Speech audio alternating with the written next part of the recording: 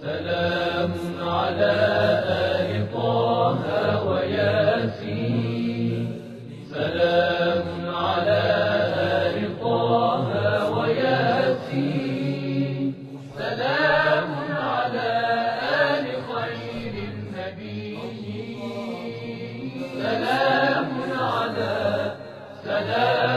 على آل خير النبيين.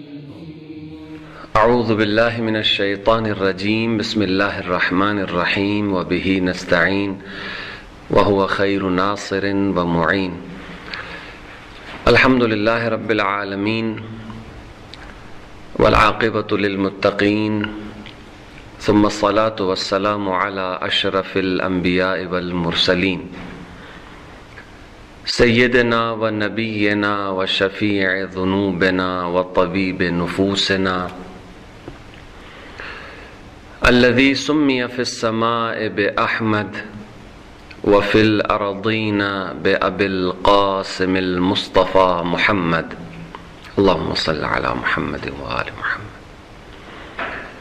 وأهل بيته الطيبين الطاهرين المعصومين المظلومين المنتجبين المنتخبين الذين أذهب الله عنهم الرجس وطهرهم تطهيرا. اللهم صل على محمد وآل محمد وعجل فرجهم. ولعنة الله على أعدائهم أجمعين من يوم عداوتهم إلى لقاء يوم الدين. أما بعد فقد قال الله الحكيم في محكم كتابه الكريم بسم الله الرحمن الرحيم هو الذي بعث في الأميين رسولا منهم يتلو عليهم آياته ويزكيهم ويعلمهم الكتاب والحكمة وإن كانوا من قبل لفي ضلال مبين. عزیزان گرامی، قرآن مجید کی جس آیت کا آپ کی خدمت میں ہم نے اس کی تلاوت کی، سورہ جمعہ کی پہلی آیت ہے، اور آپ ہمیشہ جب بھی نماز جمعہ پڑھتے ہیں تو اس آیت کی ضرور آپ تلاوت کرتے ہیں. اس آیت میں پروردگار عالم نے اپنے نبی حضرت محمد مصطفیٰ صلی اللہ علیہ وآلہ وسلم کی بعثت اور رسالت اور ان کے بھیجنے کا جو مقصد ہے اسے بیان کیا ہے کہ هو الذی بعث فی الامیین رسولا منہم یتلو علیہم آیاتہ،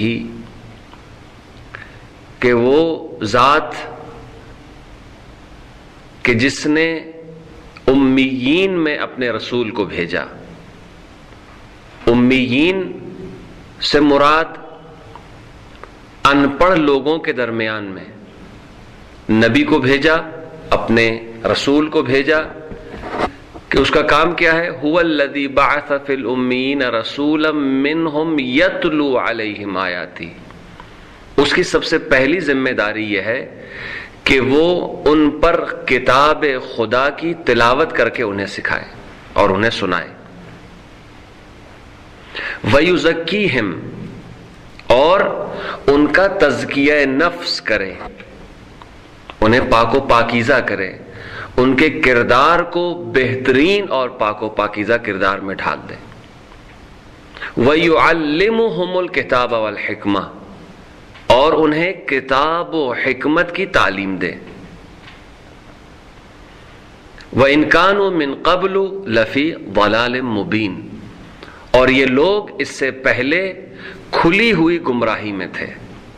یہ اس آیت کا مختصر سا اور سادہ ترجمہ ہے جو آپ کی خدمت میں پیش کیا. تو معلوم یہ ہوا کہ پروردگار عالم نے اپنے نبیوں کو جو بھیجا ہے انسانوں کی ہدایت کے لیے، ان کی 3 اہم ذمہ داریاں ہیں.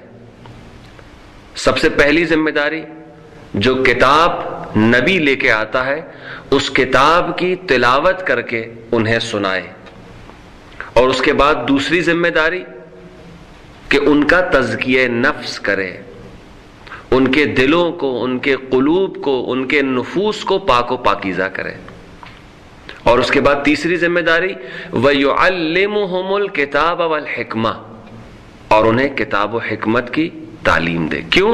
اس لیے کہ وہ لوگ کھلی ہوئی گمراہی میں ہیں۔ یہ تین ذمہ داریاں ہیں پیغمبر اکرم صلی اللہ علیہ وآلہ وسلم کی۔ تو پیغمبر کی پہلی ذمہ داری تلاوت کلام الہی، کس کے لیے؟ ان لوگوں کے لیے کہ جس قوم میں، جس قبیلے میں، جس علاقے میں، جس خطے میں اس نبی کو پروردگار نے اپنا رسول بنا کے بھیجا ہے اور ایک ہادی بنا کے بھیجا ہے تاکہ ان کی ہدایت کر سکے۔ تو لہذا تلاوت کلام الہی کے ذریعے ان کے قلوب کو پاک و پاکیزہ کرنا چاہتا ہے پروردگار۔ اگر ہم تاریخ میں دیکھیں اور تاریخ کا مطالعہ کریں تو ہمیں اندازہ ہوگا کہ حضرت ختمی مرتبہ صلی اللہ علیہ وآلہ وسلم نے اس کام کو بنحو احسن اور بہت ہی اچھے انداز میں انجام دیا اور اس ذمہ داری کو نبھایا۔ اور جب پیغمبر اکرم قرآن کی آیات کی تلاوت کرتے تھے تو بہت سارے لوگوں پر قرآن کی آیات کا جو اثر ہوا، اس کے نتیجے میں وہ مسلمان ہو گئے اور اسلام لے کے آ گئے، اور اسی وجہ سے کفار قریش، کفار مکہ، مشرکین مکہ نے مل کر دار الندوہ میں ایک پلان بنایا، ایک میٹنگ کی کہ جس میں انہوں نے آپس میں طے کیا کہ ان کے اپنے الفاظ میں انہوں نے اس طریقے سے کہا ہوگا یقیناً کہ محمد جن چیزوں کی تلاوت کرتے ہیں، جن چیزوں کو لوگوں کے سامنے پڑھ کے سناتے ہیں، وہ کیا ہے اور اس کا اثر لوگوں کے دلوں پہ ہوتا ہے۔ تو اس اثر کو بے اثر کرنے کے لیے ہمیں کیا کرنا چاہیے؟ آپس میں انہوں نے میٹنگ کی دار الندوہ میں، اور اس میٹنگ میں مختلف لوگوں نے مختلف مشورے پیش کیے۔ کسی نے کہا کہ محمد کو دیوانہ اور پاگل کہا جائے اور مشہور کر دیا جائے، نعوذ باللہ۔ کسی نے مشورہ دیا کہ پیغمبر کو کاہن کہا جائے کہ یہ کہانت کرتے ہیں، ریاضت کرتے ہیں، جس کے نتیجے میں ان کے پاس وہ طاقت آ گئی ہے کہ یہ لوگوں اپنے جملوں کے ذریعے، اپنے کلام کے ذریعے لوگوں کے دلوں پر ان کے جملے اور ان کا کلام اثر کرنے لگتا ہے، کاہن ہے۔ کسی نے کہا کہ ان کو جادوگر کہنا چاہیے، نعوذ باللہ، ساحر کہنا چاہیے، سحر کرنے والا۔ تو مختلف مشورے سامنے آئے، مختلف باتیں جب سامنے آئیں تو آخر میں اس بات پر اتفاق ہوا کہ پیغمبر کو، البتہ وہ پیغمبر نہیں مانتے تھے، یہ میرے اپنے الفاظ ہیں، تو انہوں نے کہا کہ محمد کو جادوگر کے نام سے مشہور کر دیا جائے معاشرے کے اندر،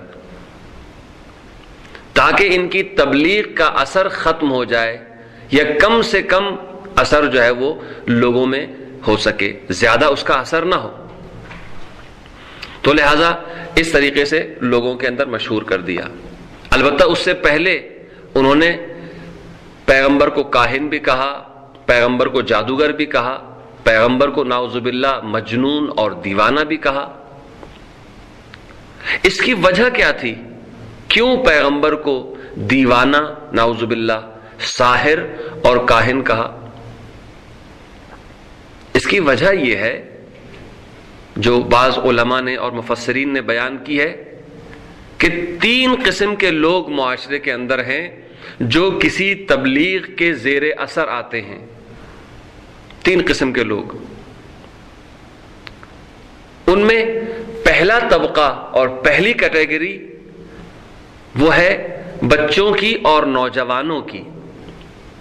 چونکہ نوجوان جلدی سے کسی تبلیغ کے زیر اثر آ جاتا ہے، بالخصوص اگر وہ تبلیغ منطقی ہو، اس کی بنیاد عقل اور منطق کے اوپر استوار ہو، تو ایک نوجوان جلدی سے کسی ایسی تبلیغ کہ جس کی بنیاد منطق پر ہے اس کے زیر اثر آ جاتا ہے اور وہ اس کی بات سنتا ہے۔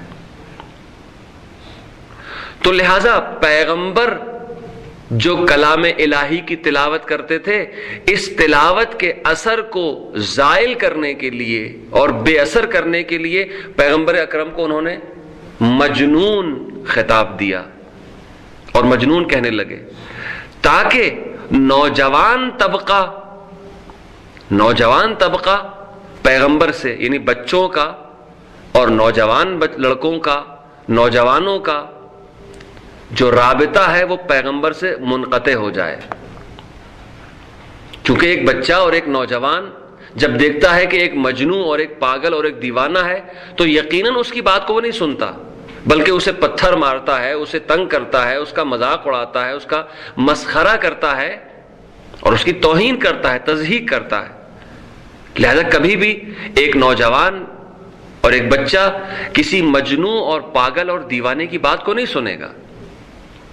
تو لہذا اس لفظ کے ذریعے پیغمبر کو بدنام کر کے نوجوانوں کو اور بچوں کو پیغمبر سے دور کر دیا،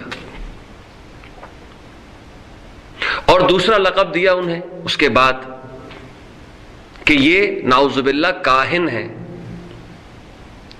دیکھیے، بچوں اور نوجوانوں کے بعد معاشرے کے اندر ایک دوسری کیٹیگری یا کچھ دوسرے افراد ایسے ہیں کہ جو اگر اس فکر کے زیر اثر آ گئے اور اس فکر جس کی تبلیغ کی جا رہی ہے، جس کی ترویج کی جا رہی ہے، اگر اس تبلیغ کا اثر ایک خاص طبقے پر ہو جائے تو وہ فکر آگے بڑھ سکتی ہے۔ اور وہ طبقہ کون سا ہے؟ وہ طبقہ معاشرے کے پڑھے لکھے افراد اور بالخصوص معاشرے کے وہ افراد کہ جو معاشرے کے اندر پاور رکھتے ہیں، جو طاقت رکھتے ہیں، بانفوذ افراد جن کا اثر بہت زیادہ ہے۔ تو پیغمبر کو نعوذ باللہ کاہن کہا، اور وہ افراد کے جو معاشرے کے پڑھے لکھے افراد ہوتے ہیں، سنجیدہ افراد ہوتے ہیں، یا ان کی باتوں کا اثر ہوتا ہے معاشرے میں، وہ افراد ہمیشہ کاہن اور اس طرح کے افراد سے دور رہتے ہیں۔ ایسی باتوں کو وہ قبول نہیں کرتے کہ کہانت کیا چیز ہے۔ تو لہذا کاہن کہہ کر پیغمبر سے معاشرے کے اہم اور سنجیدہ پڑھے لکھے افراد اور با اثر افراد کو دور کرنے کی کوشش کی گئی، اور اس میں کافی حد تک کامیاب بھی ہوئے۔ اور اس کے بعد تیسری چیز جس کے ذریعے پیغمبر کی توہین کی گئی اور پیغمبر کو ساحر اور جادوگر کہا، اس کے نتیجے میں پیغمبر کو وہ کیا نقصان پہنچانا چاہتے تھے؟ دیکھیے، تیسرا طبقہ معاشرے کا کہ جو کسی فکر کے زیر اثر آ جائے تو وہ فکر ترقی کرتی ہے اور ترقی کی راہ پہ گامزن ہو جاتی ہے۔ وہ تیسرا طبقہ کون سا ہے؟ وہ ہے خواتین کا، کہ اگر خواتین کسی فکر کی تبلیغ کے زیر اثر آ جائیں تو وہ فکر مزید ترقی کرتی ہے۔ نوجوان اگر اس فکر کے زیر اثر آ جائیں اور اس فکر کی اور اس عقیدے کی اور اس مذہب کی یا اس دین کی تبلیغ ان پہ اثر انداز ہو جائے، اگر نوجوان طبقہ آ جائے تو اس دین کی ترقی شروع ہو جاتی ہے۔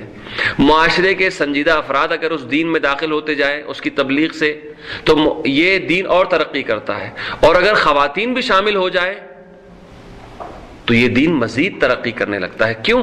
اس لیے کہ خواتین معاشرے کے اندر ان کی ایک بہت بڑی ذمہ داری ہے، اور وہ ذمہ داری کیا ہے؟ اولاد کی تربیت۔ اگر کوئی خاتون اس دین یا اس فکر اور اس مکتب کے زیر اثر آ جائے اور اسے قبول کر لے اپنی جان و دل سے، تو یقیناً اس کی جو اولاد ہوگی اس کے اندر بھی وہی فکر آگے بڑھے گی۔ تو لہٰذا پیغمبر کی تبلیغ کو بے اثر کرنے کے لیے پیغمبر کو جادوگر کہا گیا، ساحر کہا گیا، تاکہ خواتین پیغمبر سے دور رہیں، خواتین پیغمبر سے دور رہیں۔ لیکن پروردگار عالم نے ایک ایسا انتظام کیا کہ انہوں نے جو مکر و ہیلا پیغمبر کے ساتھ کرنا چاہا، پروردگار عالم نے اپنے بہترین مکر و ہیلے کے ذریعے سے ان کے تمام منفی اور نیگیٹو مکر و ہیلوں کو زائل کر دیا اور بیکار کر دیا۔ اور وہ مکر و ہیلا کیا تھا؟ خود قرآن مجید نے یوں فرمایا کہ مکروا ومکر اللہ واللہ خیر الماکرین، وہ بھی مکر کرتے ہیں لیکن اللہ بھی مکر کرتا ہے ان کے ساتھ، اور اللہ بہترین مکر کرنے والا ہے، بہترین اور اچھے ہیلے کرنے والا ہے۔ مشرکین مکہ نے، کفار مکہ نے دین خدا اور رسول خدا کے ساتھ جو مکر کیا، انہیں ساحر کہا، انہیں کاہن کہا، اور انہیں بہت سارے ایسے القابات دیے کہ جس کی وجہ سے لوگ ان سے دور ہو جائیں۔ لیکن پروردگار عالم نے جو مکر کیا، اس کے نتیجے میں پر خداوند عالم نے رسول کے ساتھ 3 ایسی ہستیوں کو رکھا کہ جس کے نتیجے میں پیغمبر کا دین روز بروز ترقی کرنے لگا۔ ایک نوجوان اور ایک بچے کو کہ جس کی عمر 11 سال ہے، علی ابن ابی طالب علیہ السلام جیسی شخصیت کو پیغمبر کے ساتھ کر دیا کہ پیغمبر جب تبلیغ کا کام انجام دے رہے ہیں تو علی اپنے بچپنے ہی سے پیغمبر کے ساتھ ہے۔ اس کا مطلب یہ ہے کہ پیغمبر مجنون نہیں ہے، اس لیے کہ نعوذ باللہ اگر پیغمبر مجنون یا دیوانے ہوتے تو علی جیسا ایک بچہ پیغمبر کے ساتھ نہیں ہوتا۔ یہ پروردگار عالم نے خود بخود ایک انتظام کر دیا۔ اگر نعوذ باللہ پیغمبر کاہن ہوتے تو ابو طالب جیسا با اثر انسان کہ جس کی پورے بنی ہاشم کے اندر، پورے قریش کے اندر ایک حیثیت تھی، ایک مقام تھا، اور ایک معاشرے کے سنجیدہ ترین فرد تھے، اور قبیلے کے سردار ہونے کے علاوہ اور دیگر خصوصیات ان میں تھیں، اگر پیغمبر کاہن ہوتے تو یقیناً ابو طالب جیسی شخصیت پیغمبر کے ساتھ نہیں ہوتی۔ یہ خدا نے انتظام کیا پیغمبر کے لیے تاکہ ان کی تبلیغ معاشرے کے اندر اثر انداز ہو۔ اور تیسری چیز، جہاں انہوں نے مکر و ہیلا کیا اور دار الندوہ میں بیٹھ کر ان کے خلاف پیغمبر اکرم صلی اللہ علیہ وآلہ وسلم کے خلاف سازش کی اور انہیں جادوگر کہنا شروع کیا اور مشہور کر دیا مکے میں، لیکن پروردگار عالم نے جو ان کے ساتھ مکر کیا وہ کیا تھا کہ پروردگار عالم نے پیغمبر کے لیے انتظام کیا کہ حضرت خدیجۃ الکبریٰ سلام اللہ علیہا جیسی ہستی کو پیغمبر کے ساتھ رکھ دیا، اور شاید یہ بتانے کی کوشش کی کہ اگر میرا رسول نعوذ باللہ جادوگر یا ساحر ہوتا تو مکے کی سب سے مالدار خاتون، مکے کی سب سے سنجیدہ خاتون پیغمبر اکرم کے ساتھ نہ ہوتی، اور اپنی ہمسری کے لیے پیغمبر کو انتخاب نہ کرتی۔ بس خدیجۃ الکبریٰ کا پیغمبر کے ساتھ ہونا، جناب حضرت ابو طالب علیہ السلام کا پیغمبر کے ساتھ ہونا، اور علی ابن ابی طالب علیہ السلام کا پیغمبر کے ساتھ ہونا، یہ بتا رہا ہے کہ پیغمبر جو دین لائے ہیں وہ حق ہے اور اللہ کی طرف سے ہے، اللہ کی جانب سے ہے۔ تو بس پیغمبر کی پہلی ذمہ داری آیات الہی کی تلاوت کرنا ہے۔ تو پیغمبر جب آیات الہی کی تلاوت کرتے تھے تو بہت سے لوگوں پہ اس کا اثر ہوتا تھا، اور یہاں تک کہ جب پیغمبر خانہ کعبہ کے ارد گرد طواف کرتے ہوئے آیات الہی کی تلاوت کرتے تھے تو اس وقت کفار نے یہ مشہور کر دیا تھا کہ نعوذ باللہ یہ جادوگر ہے، اگر تم جا کر طواف کرنا چاہتے ہو، چونکہ قبل از اسلام بھی کفار قریش اور کفار مکہ کے درمیان خانہ کعبہ کی تلاوت کا سلسلہ خانہ کعبہ کے طواف کا سلسلہ جاری و ساری تھا اور وہ طواف کرتے تھے، لیکن اس صورت میں نہیں جس طرح سے آج ہے۔ بہرحال انہیں کہا گیا تھا کہ اگر آپ جا کے طواف کرنا چاہتے ہیں تو اپنے کانوں میں روئی کو ٹھونس کر جا کے طواف کریں، تاکہ وہاں جو شخص ایک بیٹھا ہوا ہے، محمد نامی ایک شخص بیٹھا ہوا ہے، تم اس کی باتوں کو نہ سن سکو۔ اگر سنو گے تو ممکن ہے کہ اس کی باتیں تمہارے دل پہ اثر انداز ہوں، لہذا خبردار، اگر تم طواف کے لیے جا رہے ہو تو حتماً اپنے کانوں میں روئی ٹھونس کے جانا۔ تو وہ لوگ جب خانہ کعبہ کا طواف کیا کرتے تھے اس کے ارد گرد، تو اپنے کانوں میں کچھ لگا کے طواف کیا کرتے تھے، اور پیغمبر تلاوت کر کر کے لوگوں کو راہ حق کی طرف اور دین حق کی طرف دعوت دے رہے ہیں، اسلام کی طرف دعوت دے رہے ہیں۔ اور پیغمبر فرماتے تھے کہ قولوا لا الہ الا اللہ تفلحوا، لا الہ الا اللہ کہو تو فلاح پا جاؤ گے، کامیاب ہو جاؤ گے۔ لا الہ الا اللہ کے اندر تمہاری کامیابی ہے۔ اب مدینے سے ایک قبیلے کا سردار ہے، ایک بہت بڑی شخصیت ہے، وہ خانہ کعبہ کا طواف کرنے کے لیے آتا ہے، اور آنے کے بعد جب یہ مکہ پہنچتا ہے تو کفار مکہ اس سے کہتے ہیں کہ بھائی دیکھو تم مدینے سے آئے ہو، تمہیں نہیں پتا یہاں پہ کیا ہو رہا ہے مکے کے اندر، یہاں کے حالات کافی بدل چکے ہیں، اور یہاں ایک شخص ہے محمد نامی جو ایک نئے دین کی تبلیغ کر رہا ہے، اور وہ خانہ کعبہ کے ارد گرد طواف کرنے والوں کو کچھ باتیں سناتا ہے، ایک کلام سناتا ہے جسے وہ کلام الہی کہتا ہے۔ لہذا خبردار، طواف کرتے وقت اپنے کان میں روئی ٹھونس کر رکھنا، ایسا نہ ہو کہیں اس کی باتوں کا تم پر بھی اثر ہو جائے۔ کہتا ہے ٹھیک ہے، اپنے کانوں میں روئی ٹھونس کے یہ چلا جاتا ہے، اور طواف کرتے کرتے دیکھتا ہے کہ پیغمبر اکرم صلی اللہ علیہ وآلہ وسلم تلاوت کر رہے ہیں۔ دل میں سوچتا ہے کہ جب میں مدینے جاؤں گا تو لوگ مجھ سے پوچھیں گے کہ تم نے وہاں کیا دیکھا، کیا سنا، تو میں ان کو کیا جواب دوں گا؟ ایک نئی چیز میں نے مکے میں دیکھی ہے،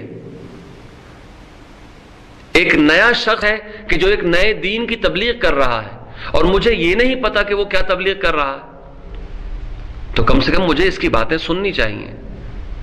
ہر عقل مند انسان یہ سوچتا ہے کہ جب کسی نئی جگہ پہ جا رہا ہے تو وہاں سے کوئی سوغات لے کے آئے، کوئی تحفہ لے کے آئے، وہاں کی چیزوں کو دیکھے، وہاں کے حالات کو دیکھے، اور اپنے علاقے میں جا کے ان حالات کے بارے میں باتیں کرتا ہے، بیان کرتا ہے کہ میں نے وہاں کیا دیکھا، کچھ سیکھتا ہے، وہاں سے درس لیتا ہے، کچھ عبرتیں ہوتی ہیں۔ تو اس نے بھی یہ سوچا کہ اگر میں واپس مدینے جاؤں تو لوگوں کو میں کیا کہوں گا اگر لوگ پوچھیں گے تو۔ اس نے اپنے کانوں سے روئی کو نکال لیا،